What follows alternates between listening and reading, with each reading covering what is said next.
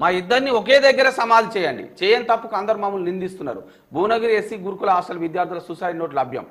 అంటే ఇలాంటి ఘటనలు పునరావృతం కాకుండా మరి చర్యలు తీసుకోవాలి. నేను సూసైడ్ నోటు పెద్ద ఎత్తున సోషల్ మీడియాలో కూడా చక్కర కొడితే ఏడుపు వచ్చింది అందరికీ. మా ఇద్దరిని ఒకే దగ్గర సమాధి చేయండి. మేము చేయని తప్పుకు మమ్మల్ని బాగా ఇబ్బంది పెడతా ఉన్నారు, మరి వేదనకు గురి చేస్తూ ఉన్నారు. చనిపోవడం తప్పని మాకు తెలుసు కానీ మాకు తప్పదిగా చనిపోతూ ఉన్నాం అన్నారు. మరి ఎవరు ఇబ్బంది పెడతా ఉన్నారు, ఎవరు వేధించినారు, చేయని తప్పుకు ఎందుకు మరి వాళ్ళని శిక్షించే ప్రయత్నం చేసినారు? వీటిపైన సమగ్ర దర్యాప్తు జరగాలని నేను చెప్పిన. లోతైన దర్యాప్తు జరగాలి. ఎవరైతే దోషులు ఉంటారో వెన్నులో వణికి పుట్టే విధంగా మరి చర్యలు తీసుకోవాలి. ఇద్దరు అమాయక పిల్లలు చనిపోయాయి పాపం. ఏం చేయమంటారు? ఆ కుటుంబాల పరిస్థితి ఏంది?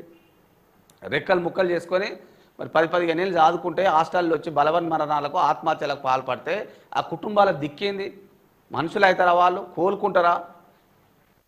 ముందే మనం ఎన్నో ఆశలతో పెంచుకున్న మన పిల్లలకి ఏమన్నా అయితే తట్టుకుంటామా? చిన్న జ్వరం వస్తేనే తట్టుకోం.